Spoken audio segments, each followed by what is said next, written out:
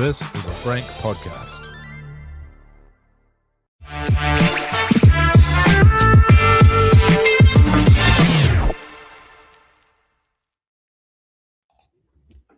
This Warriors Life podcast 2026, episode 32. And this Warriors Life's 250th episode, by the way. Nice little milestone, boys. Brought to you by Kingz Container Crew. I reckon they've been with us for maybe the last 120 odd. Great supporters of this Warriors Life and the best container crew outfit on the planet. And head to Kingz Container Crew for all your container packing and unpacking solutions. And they're your devanning specialists. And also jump on that work with us tab if you want to get a gig with those guys. That's you, Brad. Also, what was that click there? You shut down my screen for a second. We're down dancing all of a sudden. But also brought to you by the good bastards at PlaceMakers, your experts in trade since 1981, supplying the best trade range in New Zealand. The know-how, can-do type of people, aren't they, Will? Sure are, mate. What is happening? Is your and also turning out here? I'm getting a little. I'm all good. Glitch. Yeah, sorry. I think we're all right. Yep. ComfortGlaze, this Warriors Life's newest partner, supporting our coverage of the Warriors lower grades junior teams, next gen talent. ComfortGlaze are the retrofit double glazing experts, branches in Christchurch, Hamilton, and Auckland. I think they're down with the AGP, aren't they, Brad? Those architectural glass products. That's what I hear. They're down with AGP. Yeah, and go to comfortglaze.co.nz for a free quote. If you select this Warriors Life in the How Did You Hear About Us section, you get a little discount. So how good's that? Thanks to all our wonderful supporters there. Fonz is back. He's a bit under the weather, but good to have you, Fonz. What's cooking, mate? Hey, boys. Yeah, no, I'm a bit under the weather, but glad to be back here. Looking forward to the weekend and plenty to talk about. Re-signings, TV deals, selections. It's all happening.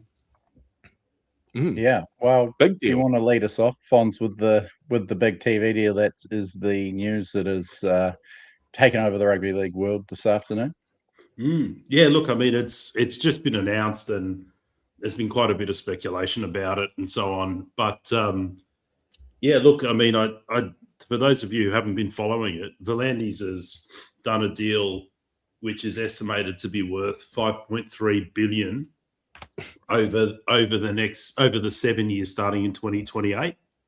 That won't include the $600 million he's getting from the Aussie government for the PNG team over the next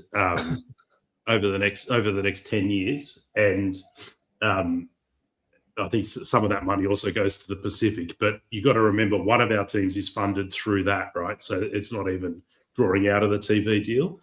And I believe that number doesn't include any additional money they might get for a 20th team.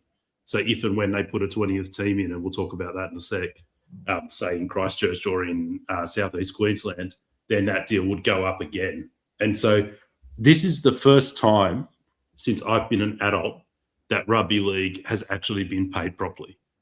After Super League in 1995, the game has consistently been undervalued and underpaid in TV deals, mostly because the game was in a weak bargaining position. It was owned partly by News Limited, which meant it wasn't a free competition for TV rights. And then when the independent commission came in, it's taken them a bit of time to finally get to a place where we've got the game and the ratings where they should be to get a deal like this. But this is now probably the most significant turning point in the game, I reckon, big picture, since Super League in 1995. Because with that money, the game's going to be funded in a way that it's never been funded before.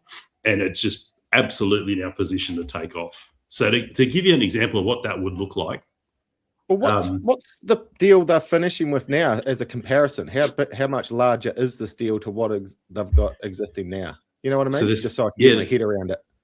Yeah, so they're saying this deal is 90% more cash per year than the current deal. So nearly double. That's what they're saying. Yeah. And I reckon, just doing some back of the envelope maths, at the moment the salary cap's about 12 million. I reckon under this deal, the salary cap will go to about 20 million. Really? 19 or 20 million. And I think at the moment, the minimum wage for a player, NRL player, is about 120K. If you just kept the same ratios, I reckon that'd go to about 200 grand. So the bloke who's number 30 in your 30-man roster would be on 200 grand. And the guys at the top on like 1.2 million, they'd be on 2 million. All right, so you start about players getting paid at least 200 if they've just come onto the top 30. You know, that's your Eremaya Tuivas and stuff last year, you know, just getting into that, up to $2 million for your out and out stars per year. And, you know, I think that means too, each club's going to be getting like a $25 million annual grant from the NRL to cover all of that salary cap and its operating costs and expenses. So it's just massive. Jesus. It's enormous. Like I think in Australia, the last I saw, a Super Rugby player's average salary was something like 200 grand. Like that was the average salary. We're now looking at an average NRL player salary of 600 grand. So it just elevates the comp so far ahead of Union in the Southern Hemisphere. Money. And that's going to do amazing things for the comp generally, but particularly in New Zealand, where it's just going to be no contest. Like, unless you are dead set locked in to be an All Black, it is just not going to make any financial sense for you to play rugby union in Australia and New Zealand. This is not going to make sense. So it's pretty crazy. Super Rugby already on the ropes, and rugby union sort of scrambling, clutching at straws at the moment anyway. This will have them absolutely shaking in their boots, the rugby union administrators. Peter V'landys and Andrew Abdo for a long time have, but particularly in the release of this news of, pinpointed the growth in New Zealand as a huge part of this deal and what they want to do in the future. So, wild times and great times to be in rugby league. Geez, you're going to keep some good names and attract some even better names to the game all of a sudden, aren't you? Your Joey Manu's he'd still be around. Your Mark the winger. I forget his last name. He wouldn't be going back to rugby this year. But wow. Even in New Zealand here, Fonz, the deal is going to be pretty big. I just done a quick little read of it for this side of Tasman. 130 games all of a sudden broadcast free to air over here each year. Yeah, I was going to ask you boys about that because I didn't understand that so much. So at the moment, does Sky have some games that are free on like a streaming service and some that are behind a paywall? What's the current deal?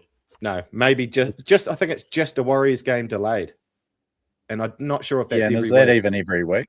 Yeah, it's pretty much nothing. May as well be nothing. And they've had Origin pretty off much and on TV3. But 130 games. At the moment, there's only 192 regular season games make up an NRL season. So that's it does include NRLW. Yeah. It includes that, but it also includes, funnily, I think this is quite funny, State of Origin. Imagine that delayed over here, Fonz, with what time they kick off anyway. Kids around the fire at 1 a.m.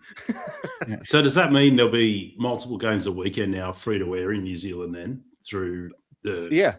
Yeah, and then Warriors will be behind the paywall. Will still be behind the paywall for Sky subscription, presumably, right? You'd think not sure, because you'd think people, if you're getting that much free footy, and if it included the Warriors, especially, that people would leave Sky, which is not getting any cheaper, in their droves. Watch this space, I suppose. But just to put one more number to you, I think last year the New Zealand Rugby Union's annual revenue was about 300 million, and the ARU's, Australian Rugby Union's annual revenue was about 260. So let's round them up and call it 600. Off the back of this, the NRL will have annual revenue of 1.2 billion. So double the New Zealand Rugby Union and the Australian Rugby Union combined. Jeez, it's a monster. Yeah. And V'landys has done it. Whatever you want to say about him, and there's plenty you can say. There's no doubt when push came to shove, he finally did the thing that had no one else has been able to do for 30 years, which is get us paid properly. And like I said, it's just unreal. It's just so satisfying. I have been pissed off for 30 years at the fact that my game doesn't get paid properly.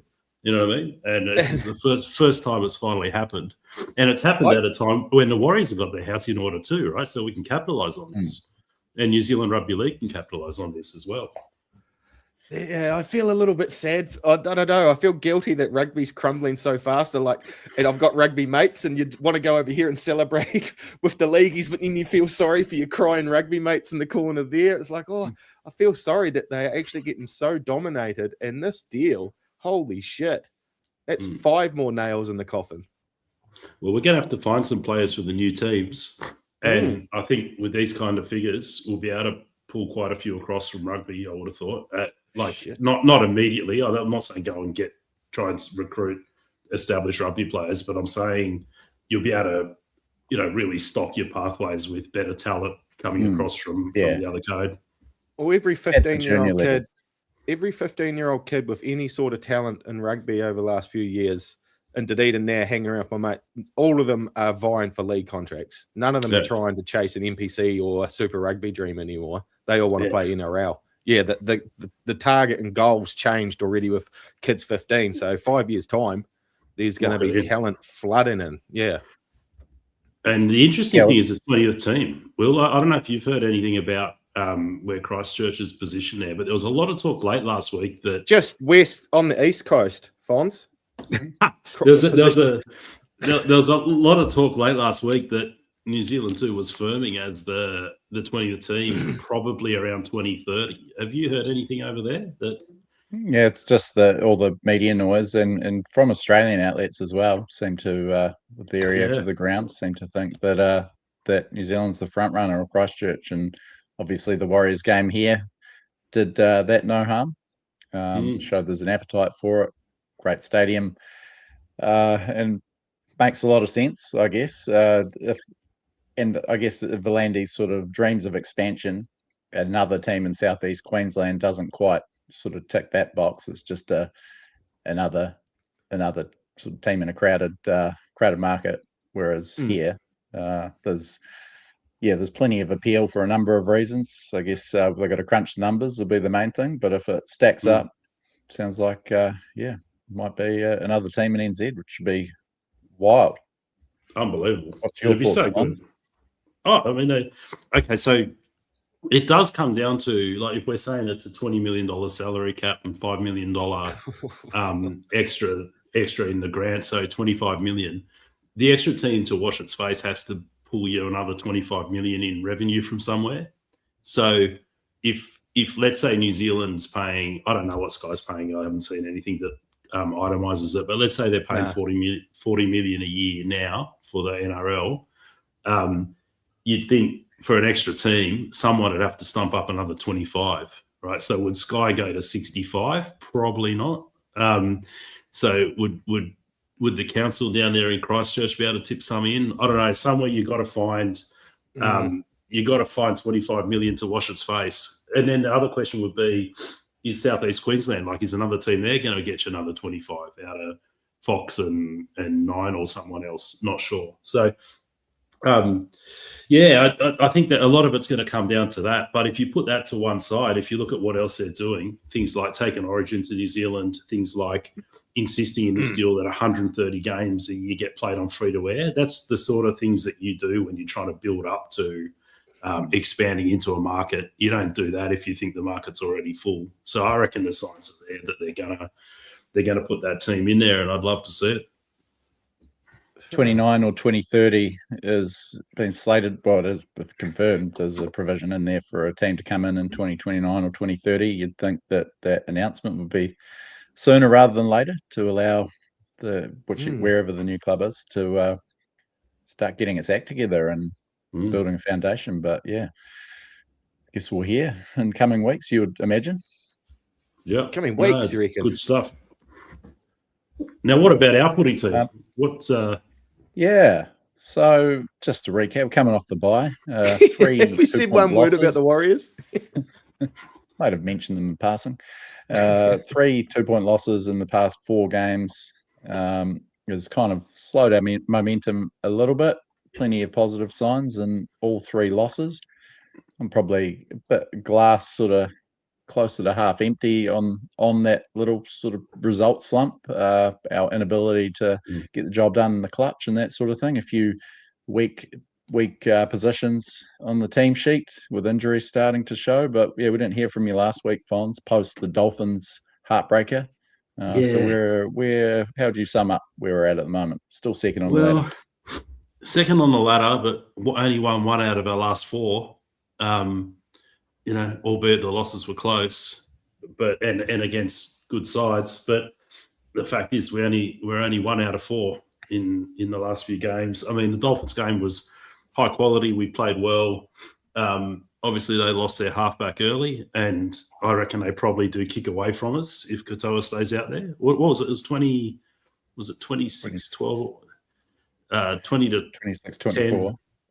No. One stage weren't they up 20-10 or 26? They were up by 8. Yeah. Yeah. 20, okay. They had a 2-try break on us. 14. Yeah, right. And I remember at that point feeling like, this could go one or two ways, and we dug our way back into it. But I'm wondering if Katoa's there, whether they kick out and away from us. On the other hand, we obviously been down a whole bunch of forwards through that period, so that there's some growth in us as well. But yeah, I still feel like we're playing like a team who's sort of obviously not at the Penrith level, and probably thereabouts with that next pack of chasing teams, but not like our inexperience is showing a bit. We're not closing the games. Like our lack of an out and out halfback is possibly showing a little bit, where we're not closing these tight ones. And if we managed to jag 2 out of those 3 games we've lost by a couple of points, we're sitting as a comfortable second. Whereas the reality is we're in a pack of 3 teams, I think, tied for second at the minute. Yeah. And I think we're going to be in a dogfight for second going forward, I think, is the reality of it. But I did say a few weeks ago, in terms of the perennial Metcalf, TMM, etc. debate, that, I'd wait till the bye and see where we are and what I think we should do after that. So having seen the form of Temare and Chanel, and also I watched Metcalf closely in Cup, because the Cup game was televised the other week. And I think I'm at the point where you've got to stick with the halves we've got until they get injured. I'm not seeing enough from Metcalf in Cup to force him through, and I'm certainly not seeing enough bad form from the halves in first grade to drop them at this point. So they're the guys we're going with, and we just got to hope when we get all our forwards back, we just dominate teams through the middle so much that whatever deficiency we have in yardage, kicks, and maybe organisation in sort of those last 10 minutes for clutch plays and stuff, we can overcome it, I think, is where we are. I don't know. Have you had any further thought? Which is basically means I've come around to where you guys were, I think, before anyway. But, yeah, you had any further thoughts about it? Yeah, well, if Metcalf had been absolutely blitzing it in New South Wales Cup, and I do sort of sympathise with him a bit, it's not the easiest scenario. He was up there. He's been sitting on the 6-man bench and then, flew down to Canberra to play in that game. But I guess the factor of the matter is, given all the factors in play, he really needed to carve up and dominate in New South Wales Cup. And, Tamate overall is playing better in the NRL than Lucas in New South Wales Cup by quite a margin, even without the long kicking game, which is really the only sort of drawback. And Metcalf isn't, a Katoa, Cleary, Moses type kicker anyway. So it's not, enough of a deficit to make a change. I think Fonz were covered again last week, but my concern is the 1-3 in close games now, the Warriors, whereas last year at the same stage it was 6-1 on the back of Metcalf's clutch ability, and certainly not advocating for a change based on that, because I don't think Metcalf is where he was last year. But I agree with that. It is a concern, I think, moving forward. We've got a next close game around. I think we've got to win it. Yeah, no, I agree. We're looking like a team at the minute who's going to get to the finals, but we're not looking like a team who's necessarily going to go deep. I think is the truth of it. It looks like we might just come up short against some of these better teams when push comes to shove. But, we've got better part of 2 months to turn that around and find that little bit extra, get some players back, and hopefully come into the semis a little bit stronger. Wouldn't take much. It wouldn't take much. Eastland Plumbing Brad, Eastland Plumbing saying TMM didn't light up Cup. We had one game at lock in his return from a broken leg, and got pitched in unexpectedly, magic round, and then dominated. So yeah, I don't think it's quite apples and apples there, but we'll see. Sorry, Brad, to interrupt. No, I was just going to highlight us being dragged back to the pack. It hasn't looked that bad, the damage after the losses we've had in the last few weeks, but we're still second. It all sounds cheery, but there is 3 of us equal on second on 26, and then you got the Dolphins and Cronulla on 24. All of a sudden, I know you hate looking at the table fonts, but we've been dragged back to the pack here, and you drop 1 or 2. We could be right down near 8th if they don't pull up their socks and get a couple of wins. Our draw, are we going to have a look at the draw at some stage? We probably should have. Yeah, we maybe sort of running close to team list a bit to get through. We'll have a quick look at it. But I think this next month, there's 8 points very much on offer there, where we should definitely get 6, probably get 8.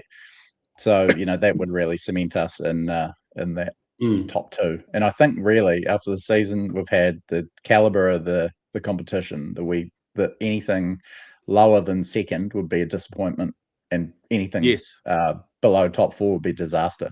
But I think we've got to finish second to make the grand final, get a couple of home games in the finals, and you're right. Get 3rd or 4th, we will be a bit waspy about it, won't we? After the start, but 6, yeah. Are we getting a couple of players back this week? Fish rumored to be back this round. Is it 17? Fish and Leka, I think. So we'll see how that shakes out in 10 minutes' time. Who else is on the injured list? Obviously, Jackson Ford's still out for quite some time, and Pereira. Cam Pereira is obviously one that could come back this week. Dallin, unsure about his availability. So Luke Lalili in the mix after signing a rest of the season deal. Fons, just quickly want to get your thoughts on that centre scenario. Obviously, they had a bit of a mare on against the Dolphins. Any changes this week? Is there just not enough options? And Webster's, I guess, general mindset that he would give these guys another shot after a bit of a shocker. Oh, yeah. Again, watching Cup, it was Linane and was it Seo Carley was the left side centre in that game. So forget about Carley; he's nowhere near first grade ready. Linane looks a really good prospect. I really like the look of him, but I'm also not sure he's quite there yet either. So I think I'd struggle to drop either of them for Linane. And if that's the case, what are you going to do? Rocco Berry's back from injury, but he's got to go back to Cup and sort himself out. And waiting for Rocco Berry's like leaving the porch light on for Harold Holt, isn't it? So there is the left field option of Eddie after Eddie Adamantava. Yeah, you're well and campaigning this a bit, aren't you, Will? Well, I really like the look of him there, and he's trialled well there last season. Leka as well, who has started games at centre this year. So, with our glut of edge forwards, that may become an option sooner rather than later. But yes, we'll see. Big signing news or re-signing news, boys. Dallin, Tamati, Dallin till the end of 2028. Tamati, just a 1-year extension into 2027. But pretty happy with those stitching those veterans up. Yeah, I am, and I wouldn't have thought I would be happy. I was pretty down on Dal there for a good 6 months, but he's turned it around, and I'm happy with both those signings. Tamati, that's probably even his choice. Just go a year at a time. He's probably I think that's a great deal. Do you reckon what was Dal on when he came over in that initial deal? Did he re-sign on a lower one? Because didn't he come quite pricey? Well, I think the Bulldogs might have to pay some of the freight. He came very early in that Bulldogs deal, and I think he's probably been on quite a bit after that 2023 season. Yeah, might have got a bit of a discount this time. I think it's a reward for the way he's played this year. I don't think if he produced last year's form up until now, he would be getting an extension. So a reward for an outstanding year, and certainly proved me wrong. Tamati the same. I thought, Super League or retirement for him, but what he's done in the last 5 or 6 weeks, he's just earned that extension, and very happy to have them both, I think.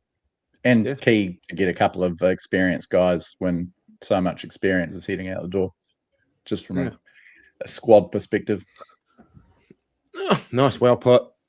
Sets up next year, so you're going to have Loffy, Dal, and Warbrick trying to shoehorn their way into 2 first-grade spots. That's going to be interesting. And we signed Dal to the end of 28, wasn't it? So we got him for another 2 years. Yes, yeah. Is that right? So you got to wonder that second year whether he's going to be like on form this year. You had to extend him for next year. I think that's no brainer. Is that second year going to be value? Not sure. Let's see. But if this year's proven one thing, is it's when you reckon you got enough outside backs, you're probably one short, right? So it's it's not a bad thing at all to have him there. And I hope he hasn't. I hope he hasn't done the whole contract year form thing, and that he's actually, this is his new baseline. So, yeah, true. It does beg the question. Obviously, Cam Pereira has been good when he's come in. Obviously, his injury was ill-timed. Warbrick signed, and people are sort of wondering what happens with the three of them. Well, it's not really any different to when we had Dallin, Roger, and Cam Pereira signing. I think it's prudent to have 3 NRL quality wingers at least, and the best ones get the spots. For me, Cam Pereira is ahead of Warbrick based on 2026 form, but it's coming on as a high profile signing. I think everything Dallin's done this year will suggest he'll be the first winger picked, and go from there. Don't really see a centre in any of them. A few people are saying that Warbrick could make a good centre. Not too sure about that. Nah, I don't think you want to confuse him with having someone inside and outside him. I think that might just cock him up a little bit. And Warriors dipping out of the Moses Leota race, which I'm a big fan of. Thought it would have been unnecessary money to spend. It sounds good, reuniting with James Fisher-Harris and a replacement for Barnett, but it just stymies Tanner Stowers-Smith's progress, or Dimitrik, or one of them is missing out in a full strength team with Leota there, and you sort of, I almost would pick either of those guys ahead of Leota, even if he was at the club now. So it would have been a storyline signing. Happy to see them dip out of that one. Any other rumours? Are we rumoured to get anyone else? Well, don't forget one of the commenters there, Ryan, saying, reminding us we've got Grant Anderson next year too, who of course can play centre. So that's another shore up for next year, probably replacing Rocco in the squad, I'd say. We've talked about him a fair bit. I can see him, becoming the Warriors' best centre if no one else signs, potentially. He had a bit of a unhappy night on the wing for the Broncos the other night, though. Got dusted up by Sione Katoa getting a hat trick, but at centre he's looked really good in a team that is going backwards fast. So terrible. Looking forward to that is a terrible footy side, those Broncos. What's up with the socks? I hope they could be they could be in a real state by the time we get over there for the game against the Broncos. It's only 5-6 weeks away. I couldn't believe they were second last. Like, Dragons are catching them over the last couple of weekends. Yeah, that's what happens when you lose 8 in a row, I suppose. Fuck. What have we done? We don't want to miss. I'm really keen not to miss. We've been real late off the jump lately on this team naming. Yeah, it's time. Well, I don't know where everyone else is getting these early team lists, but send me the link, please. I haven't got anything yet. Refreshing NRL.com. Team lists. Patiently. I'm in. There we go. No. What do you got? Yeah, do you want to read it out, Brad, and I'll pop it up? Fullback, Tane Taupicky. Charles Nickel-Klokstad on one wing, Ali Laatawa and Adam Pompey retained in the centres. Loffy Khan Pereira back on the other wing. You got Chanel Harris, Davida, Tamati Martin in your halves period. James Fisher-Harris with Wade Egan and Tanner Stiles-Smith getting the start. You got Leka Halasima returns with Jacob Laban, an informed Jacob Laban. Aaron Clark is your lock. Rolling onto the bench, you got Sam Healy, Eddie Yeremia Tuiava, Demetric Valmonga, Marata Niokore, Luke Metcalf in 18, and Micaiah Tafua runs out your bench. Who's our reserves, Brad? Reserves are Luke Laulili, Mitchell Barnett, and Kurt Capewell. Yeah, nice. Wow. The two Origin boys. Geez, I think you just picked up a new gig for the rest of the season there, Brad. That was 100%. Yeah. Do the team list. I can do a bit of heavy lifting there if it wants. But what do you reckon? Well, this is Friday night. Khan Pereira back. This is Friday night in Sydney, off the back of Origin on Wednesday. So you really got to doubt those Origin boys are going to play, don't you? It's at Certainly Suncorp, isn't it? Capewell. Is this one in Suncorp? Yeah. They're not big playing. potentially Barnett if he only ends up getting 30 or so. But yeah, Capewell, I think you can draw a line through him. Yeah. And so did I read that right? Dallin is ruled out. Yes. Yeah. So Yeah, Lofty sorry, and Chance. Chansey and Loffy on the wings. Yeah. Okay, I can bring this up on the screen finally. Is it you just receiving it now? So and Fish. Good to have Fish back in the front there. Yeah. Yeah, Yeah. that's And a Leka. huge inclusion. And Who's the Leka changes straight there? into the second row. So Nukore, the edge cover. Eddie is your jack of all trades there as well. Edge middle, centre cover.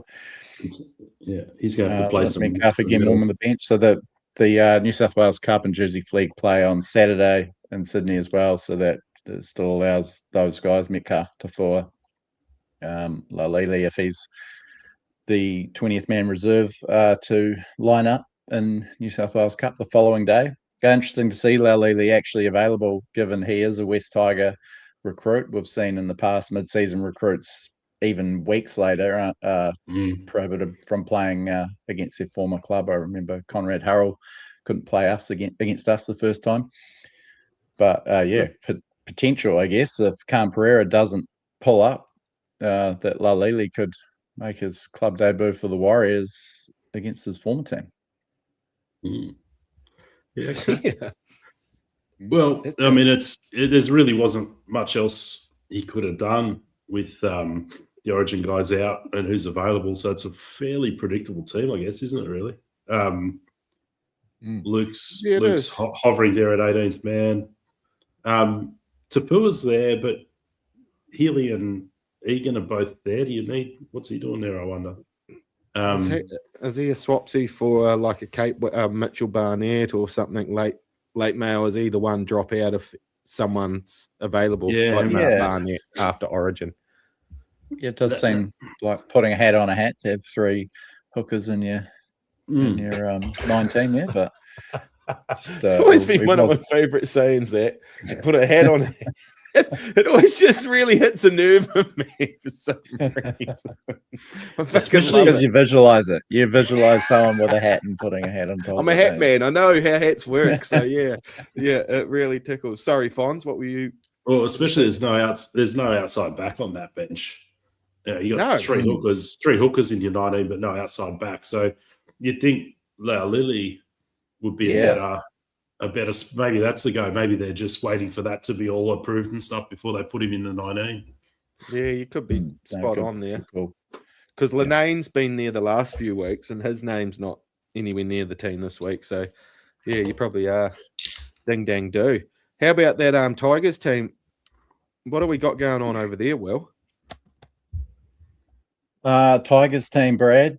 Duran Buller at fullback, Sunya Turuva and Gerald Skelton on the wings. Hamasi, Makasini and Stafford in the centre. Taylor May a couple of weeks ago ruled out for the season. Big loss. Jerome Luai back from concussion. Adam Dewey, who destroyed us in round 4 at halfback. Terrell May. Jose Lanyon. Not sure if that's a debut. And Bunty Afoa again in the front row start against his former team. That's a big moment for Bunty and Anton Poser. Samuela Sione Fainu teaming up in the second row. Alex Twal lock. Latu Whainu, Whanua Pole, Alex Seyfarth, Tony Suka, Falatino Tavana, Charlie Murray, the interchange bench, reserves Heath Mason, Jock Madden, Jared Haywood, Api Coruscant ruled out for a month or so with a pec injury, so he's a huge loss for them. But yeah, I think, well, we seem to have them well covered, but we thought that in round 4 as well, and we got dusted despite scoring the first 2 tries. So, yeah, Campbelltown, uninviting place to play, but we've got won our last couple against the Tigers there. You won't be making the trip out, Fonz. I know you've you put them on your do not travel list. I don't go to Campbelltown, no. Yeah, it looks miserable, that joint. Always drizzly, hazy. Does look like I'm Far away. Too many West fans. Yeah, but what's your thoughts on this team? I mean, we did get our pants pulled down last time we played them. They're desperate. They've fallen off big time. They've lost their last 3, and they've lost 7 of their last 9, and coming off a dismal, potentially season-defining loss to the Dragons. Only the Dragons' second win of the year, 24-10. They were awful. This feels like their season on the line, and a desperate team can be pretty tricky, especially when you do have, minus Coruscant, but the rest of that spine is pretty bloody handy. I reckon they're one of those teams that struggle to remember it's a 26-round comp, and they've completely run out of path. We hit them at the high of their form. They were playing fantastic footy when we lost to them, and it wasn't too upsetting, but I'd be filthy losing to around, 17 or 18 Tigers team at the moment. They were ordinary last week against the Dragons. We made Adam Dewey look like the second coming of Wally Lewis last time. He just with a leg injury. With a leg injury. I mean, so yeah, if we're fair, our pack should get over the top. And I mean, the Tigers are an interesting one. They don't like to play a grind. They want to get you into a game of nip and tuck. Sort of suits them better, and it's more how they play. And so, we saw Penrith just grind them and put nearly 70 on them, I think, a month ago. I think, the key to the Tigers is just don't get into the nip and tuck game. Play your field position game, control with your kicks and all the rest of it, and you'll finish over the top of them. And I'd expect us to beat them pretty easy if we, control the ball and do all the basic things well. I can't really see this going any way other than Warriors 13+, if I'm honest. Will that nip and tuck upset? Has it got the potential to upset our game plan as well, though? Like we struggle with the Sharks not being, so we need to get on top of that right from the start, eh? Yeah, 100%. Like it was, what was it? Yeah, it was the Sharks, wasn't it? Where it ended up a bit like that. I mean, it happened to us in a few games this year where we score a couple easy tries early and we decide it's going to be an easy game of touch footy, and then next minute we're in a dogfight that we have no business being in. So I'd like to see us, learn that lesson and put this one to bed, put it to bed properly. Yeah, I want a professional job done on these maggots this weekend. So last time we looked like we're going to get out to an even bigger lead, and Adam Pompey got sin-binned. It all fell apart.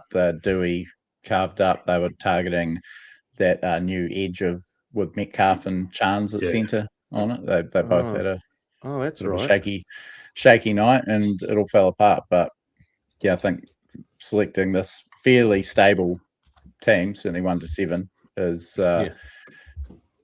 should see us through. Again, I think it's going to take a bit of a shocker to lose, but they might be feeling the pressure of 3 losses in their last 4, and just that back end of game stuff that we talked about earlier. If it does get tight, they might start getting a bit nervy. So, hopefully we can know what the weather's early doing? and get stuck in. Oh, that's your job, Brad. Yeah, I know. That's what I was asking. I said, do you want to know what the weather's doing? Oh, do we want to know? Yeah, sorry. Yeah. So 8 o'clock, that's even late. That sounds horrible time of night in Campbelltown too. Just imagine just drizzle drifting past street lights out there, eh? But it's, what do we got? Light winds, 12 degrees, dropping to 10 by the time of the finish of the game. Maybe a millimetre of rain in the afternoon before the 8 p.m. kickoff. So could be Yeah, dewy out there. Let's hope it's not too dewy. To Adam Dewey. Yeah. Yeah, Nice. so that's your weather. Yeah, thoughts on the odds for this one, boys? I'll give you the run at this. New Zealand market, remember, 2 fonts. Mm. We We should be short. must be short. $1.60. Oh, shorter than that. I reckon. Short. Is that not short? But $1.45. Is that short? $1.36 on the road. Okay. Okay. What are they paying if we're that short? Pretty conservative. $3.10. So maybe a little overestimating. As Ryan has said, Tigers are not without a chance, and I totally agree. Line of 9.5. I am nervous for this one. I I don't know if I'll be watching it that late. late. Out with the win. 10 o'clock. 10 o'clock on a Friday in New Zealand. I'm usually packed up and in bed by 9. You know, my theory on a Friday, I sort of 8 before 8, and then have dinner and go to bed at about 9. So yeah, I'm too nervous. I'm real nervous about staying up in the lounge by myself and then having to go to bed angry, potentially at midnight. Yeah, I'll be up till 1 or so doing those Kingz Container Crew player ratings. So late one for me. Oh, I'll set the alarm to get back up with you, but I won't watch it. I don't think. Yeah, you might have to fill me in a bit when I get up.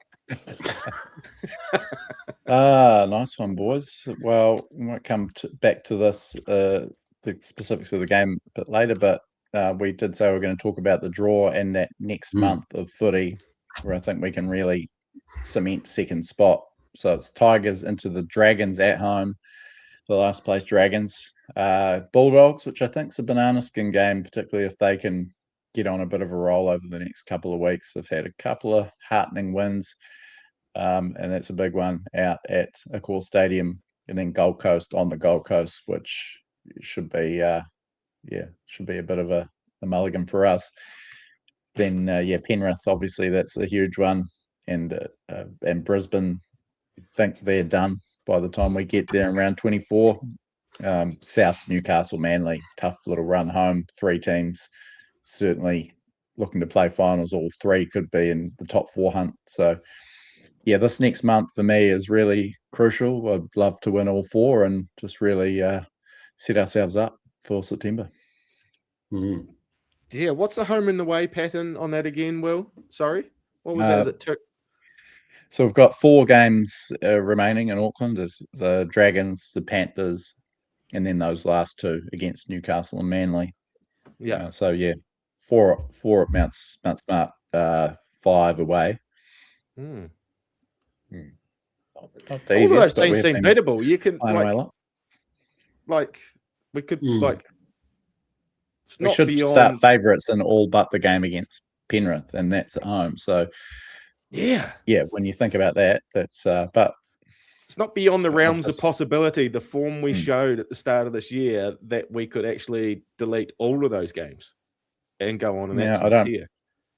Don't want to be doomsayer, but our performances over the last 9 rounds have underwhelmed since reaching the 2011 grand final.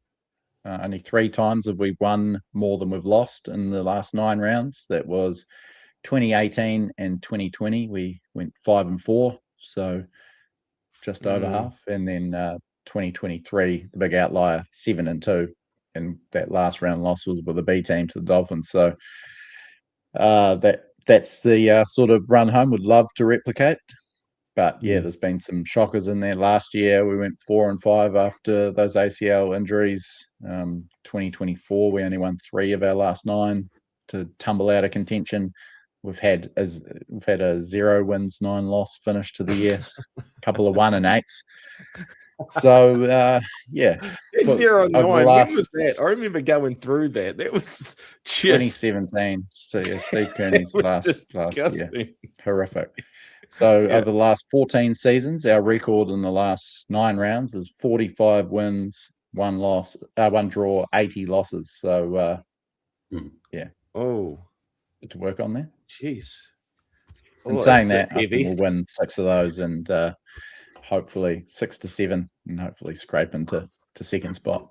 Well, as they Home say, court. mate, records are to be broken, aren't they? Eh? Yeah, that's right. Shit. On the other hand, we're only 2 wins ahead of ninth, so Yeah, I know. it's it's all to play for, and there's risk on both directions. I think. I mean, so we've got Manly, Souths, and Newcastle, aside from the Penrith game, as our sort of 3 games against other teams currently in the 8. So those you think those 3 games are massive in terms of where we land. I mean, if you win 2 of those 3 teams, or very motivated teams. Yeah, that's right. Big swing games. And on a side quest, we've got this weekend we've got to jump on the Eels to beat the Roosters, and the Rabbitohs to beat the Knights as well. Little side quests start happening this time of year. You need numbers to be shifting around all across the table. Definitely. So, we like those. There's some good games this weekend as far as, obviously the Knights losing would be slightly better, but on the other hand, that takes Souths right out of the equation, or at least, takes them down a peg, one of our future opponents. Oh, does that actually finish one? Well, not quite finished, but definitely puts them under the pump or further away from us. Sharks Dolphins is a good one. They're both tied. I think they're fourth and fifth and sixth. Fifth and sixth. That's a goodie. Whoever loses that one is further away. Exciting. I like Even the Cowboys, Manly. You got more interest in all of them. Yeah, that's a goodie too. Oh shit! There's a lot of footy coming up. Sorry, Trace. Won't be getting much done around the house. Boys, we've got business end. Got our no ugly salty moment of the week. No ugly makes scientifically formulated functional beverages, and then no ugly salty is a replenishing isotonic hydration drink. It's bloody good. You can see them there and in the background of Brad's screen there as well. But we've got a whole case, 12 times 500 ml cans to give away each week. Some very happy listeners over the last 6-7 weeks or so. And one of our OG listeners from all the way back in 2019, Shane, I'm stoked. It's probably the best entry we've had so far. And here it is. Now, he sent me this, and my blood ran cold when he first said it. He said, "Hi, Will, I have a nomination for my salty moment of the week. And sorry, but my target is you." And I panicked. Ooh.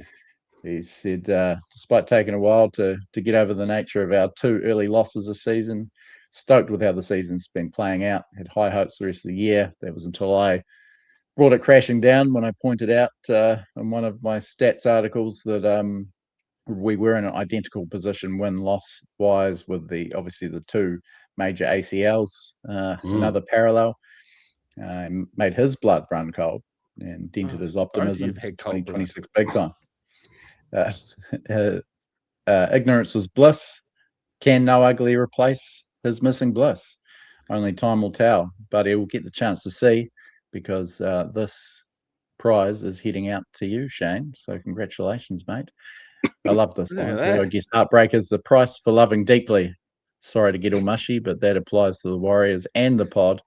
So I've just got to take my medicine in the form of 12 times 500 ml cans. Hopefully, you've raised the bar, Shane, and anything not coming to that standard will be getting thrown out immediately. So that's what you got to produce to get that no ugly giveaway. But yeah, get your entries in this week. Looking forward to it. That's outstanding. Taste Shane. the tears. Good work, mate. I tell you who else is salty today? AFL fans on Twitter. What about? Apparently, our deal's worth about $1 billion more in cash over the life of it than their deal. So NRL is now clearly the number 1 TV sport by viewer numbers and revenue in Australia, overtaking the AFL by some margin. Is that right? I thought it would have been, I suppose I always thought AFL would have been a big broadcast deal over there than NRL. Oh, they have had. They have had, and they were. But is this just put daylight between them now? Yep, we're number 1. Fellas, NRLW kicked off last weekend, and the Warriors made a big statement. probably one of the lesser lights in the competition they played against, the Bulldogs, but they were emphatic, 32-10, toying with them after a slow start, and piling on the tries. Gail Broughton, I think, turns this team into a red hot title contender. She is all class. Dally M58 the year of the Broncos and a premiership winner, but she just elevates this team immediately. And it's a team that's still yet to welcome back Mali Hufanga, Stacey Waka. I'm going to have a look at the team in a minute because I think there's a couple of inclusions. And a host of other mainstays from last year, Matakino Gray and Kaya Atai, who were Ford Pack mainstays last year, they're still out injured.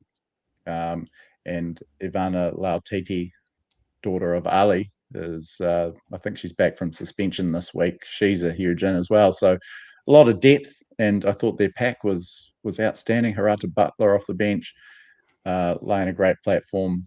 Yeah, it was a real mismatch and exciting to see. It was hard for me, not being a massive expert on the NRLW, sort of where we stand in the pecking order, because we obviously missed the finals in our return last year.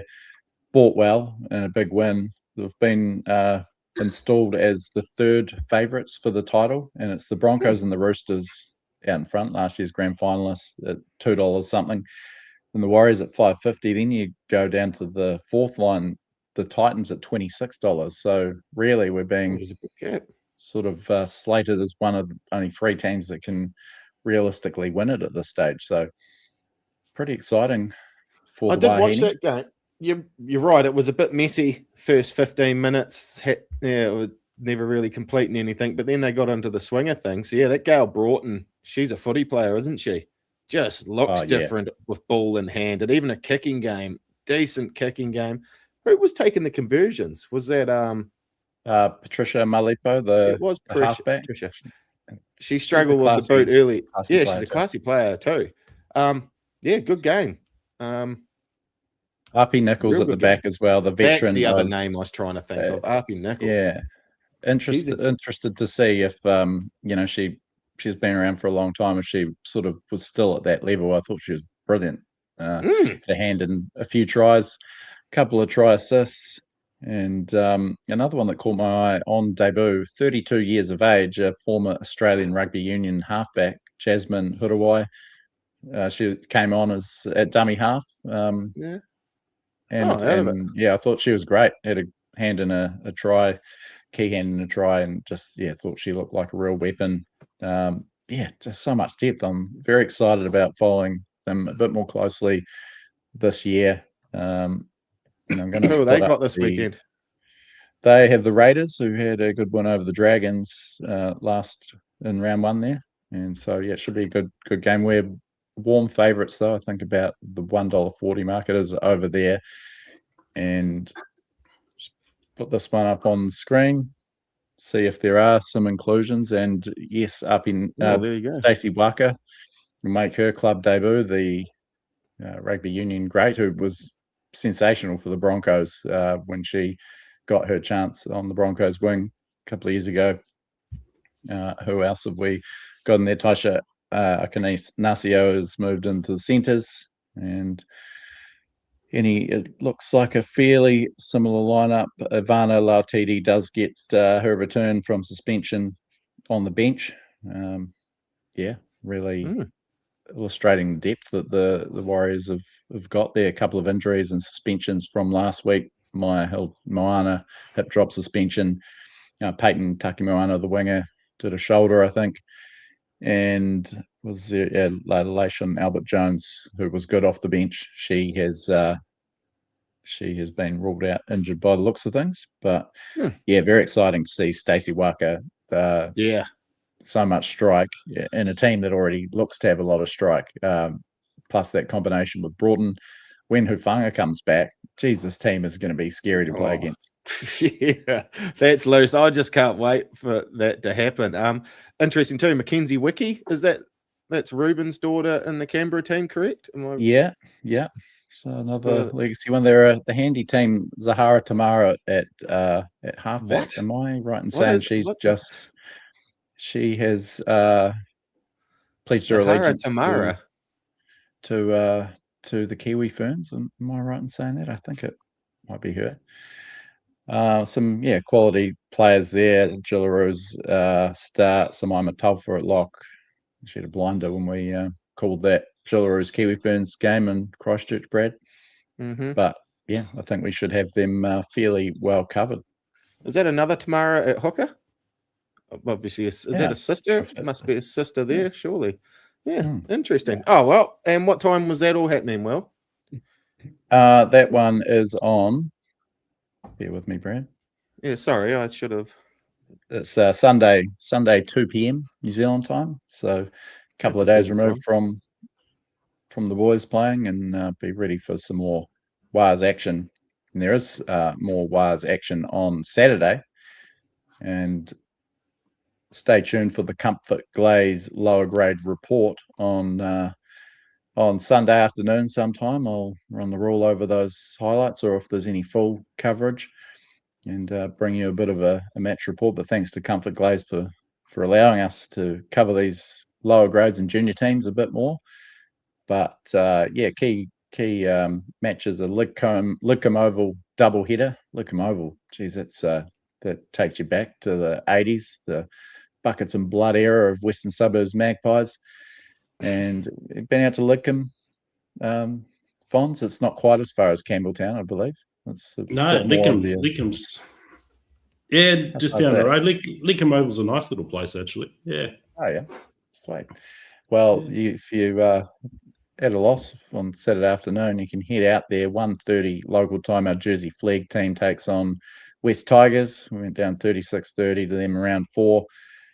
The Tigers are 4th with 8 wins, 4 losses. We're 8th with 7-7. It's only 5-team final series in these lower grade comps too. So they're running out of time, the Warriors. Mm. And our New South Wales Cup team plays at 3:30. Western Suburbs Magpies. You might remember this, one of the more memorable games that we played this year. 29-28 in round 4 at Mount Smart before that loss to West Tigers in first grade. Leatawa was axed late, made captain, scored a try. Bishop Neal, it might have been his first game, if not the second at most, scored a double. And Luke Hanson won it with a field goal late. They're about even on the table. Both won 7 games. Magpies are 7th, Warriors are 10th. And a bit of a must-win game for both teams, particularly our side, the defending champs. Yeah, they are sitting very mid-table, both those teams. No, are either of those televised this weekend? I'm not quite sure, actually. Don't worry about answering that. That can be my job. I can add that to my list of jobs from here on in. Seeing what's televised and find out what's good. Yeah. I'm sure with that Sky package that you've got, Brad, you've probably got access to the chat. I just ring Dave. Channel planner. Dave's just given me his home number. Yeah. No, I don't even go through the call center anymore. I just ring the owner. And we got it sussed. And because we're run down the clock till 6:30 here, we've got a PlaceMakers Legend of the Week. And I've chosen the first player to really make a difference or make a dent for both clubs, West Tigers and Warriors. I've already told you, Brad, so I'm not going to play this guessing game. But want to hazard a guess while I fumble around and get this graphic to load up. West Tigers, Warriors, Fons. First player to play for Tigers and Warriors. Should know that, really. So it's going to be probably 2000. He's a Balmain boy. Balmain boy went across the Warriors. Oh, no, it'd be later. Dane Carlo on the wing, was he? He was John Carlo. No, close. John Carlo. Yeah. I'm just going to put you out of your misery. Yeah. Tell us. Yeah. Because I've got to go at 4:30 as well. Oh, Villa. Villasanti. Yeah, Richard Villasanti. So he debuted for Balmain in 1999, 6 games. He played other 7 games in West Tigers foundation season 2000, while Fons was in the throes of a personal crisis, wondering which club he's going to support. And then, much like the Fonz, made the jump from the Tigers to the Warriors in 2001. It was really a breakout year for him. Played 21 games in that team that made the finals for the first time. Went up another level. 2002 is a huge part of that side that won the minor premiership. Went to the grand final. Real enforcer, dynamic, could bust the line. Had an offload in him. Probably forever. And I don't know if it's rightly or wrongly. I probably lean towards rightly. Responsible for coming up with the play that swung the 2002 grand final the Roosters' way. So went torpedoed into Brad Fittler, and that fired up the Roosters' forwards. They took off after him, and they really went on with the job from that point. Nevertheless, missed half of 2003 with injury, but came back in tremendous form as the Warriors made it all the way to a prelim and became the Warriors' first ever Australian representative. Picked for that debut against New Zealand in 2003, went on the Kangaroo Tour. Fated never to play Origin, one of the few that plays for Australia but never got an Origin jersey, and stayed with us, didn't play for Australia again, stayed with us until 2006, 96 games for the Warriors, 21 tries. Was a mid-season recruit for the Sharks during 2006. And then just sort of went into the NRL sunset. Didn't do too much at the Sharks, but certainly, one of those Australian players that was mostly remembered for their stint at the Warriors. Bit of a cult hero, certainly an enforcer, and really suited that early 2000s Warriors razzle dazzle and physical style of play. So we didn't go to Super League. He went to. He did sign a deal with Harlequins, London Broncos. Placement for Solomon Haumono, actually, similar style of player. Passed a medical when he got there, but his knee failed to respond to rehabilitation, and forced him into retirement. Played a bit with Sawtell Panthers in Group 2 in 2011. Sawtell Panthers, was that with old Huey Herbert? Panthers, and Dave's boy Brent. And good year they Sawtell Panthers. They'd won the premiership and much deserved. And you're probably familiar with the Bidgie Hurricanes team that he played for in Group 20 the year after. That's sort of when I think of Richard. I think of him in that playing jersey, as I always forget about his Warriors days and that. So it's been good to go down memory lane. Richard Villasanti, the Panthers best. He is an Erindale College boy, so he's born in Canberra. He's actually a junior Kiwi, according to us, and was in Tonga's 2000 World Cup squad. But Erindale College was the very prolific school in the mid 90s that produced the likes of Todd Payton, Andrew McFadden. So might have had brushed shoulders with a few in Canberra. No, it took Erindale College. He made the move over to NZ a bit before his time to go to high school. Yeah, could have been him. Oh, sweet. Is that Fonz? Has he gone to his meeting? He's just busted out to his meeting. He left a couple of minutes ago. Yeah. But I think a worthy PlaceMakers Warriors legend. That is number a fair 87. Shape. Yeah, good on 96 games. Good on you, Phil the Gorilla. He was a beast that one season where he got to the Kangaroos jersey. He was just, it was, hard to recapture those sort of years for some of those blokes. It was just one out the box type season. Jared Haynish, the way he's dominating. But good shit. Very good. What else, I think we've covered off everything there. I think that's about it. Yeah, you got anything else? Final score prediction for Friday night? No, I'm too nervy to score for a prediction on this one. I'm gonna I am quite nervous about this. I just wonder if their style, sometimes we play against teams where a style doesn't mesh with, and I sort of put these guys into that category. Hopefully I'm wrong. But 4-1 forward pack, everything. If we do everything right and we know how we can, hopefully we can just roll over the top of them and dominate. But as long as we don't get drawn into a scratchy sort of play that they like to sort of play, I don't know. It's nervy. I think we struggle against teams with offloading capabilities, eh? And we don't have offloading.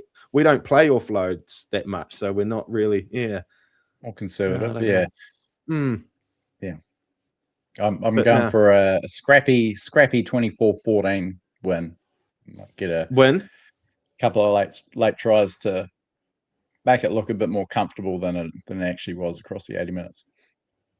Yeah, I don't know. I'm nervy. Yeah, I'll go. I'll roll with you there. But yeah, 10 o'clock. Shit, $20. I'm watching the second half in the morning. I'll keep your phone off, Brad, in case those Kingz Container Crew player ratings make a ding coming through your Substack. I won't be able to help myself. Yeah. I just not. Yeah. Are you really? I'm really nervous about this one. Yeah. But anyway, what are you doing for tea, man?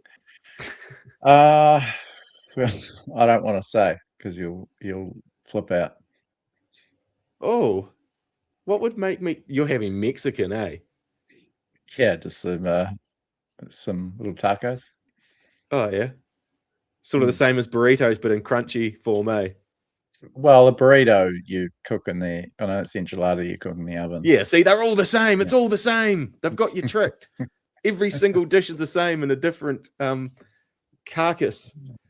Oh, geez, not Mexican. I hope I'm not walking into Mexican. The one thing I hate the most about Mexican before we shut down is be careful before you alienate our Central American audience. No. It's not about Mexicans. Mexican. I didn't pluralize. I'm pretty passionate about their food. No, but you get your beans and you get your tomatoes, which goes into every Mexican dish.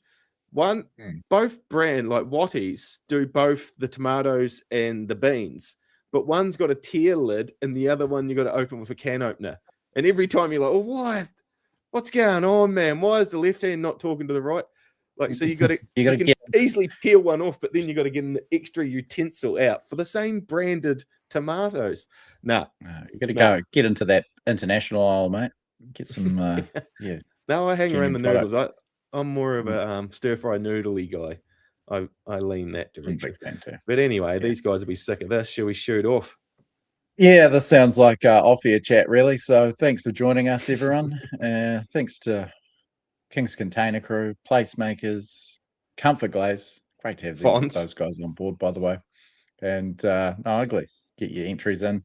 Fonz, our erstwhile third member of the party. To you, Brad. All our Substack paying subscribers, thank you very much.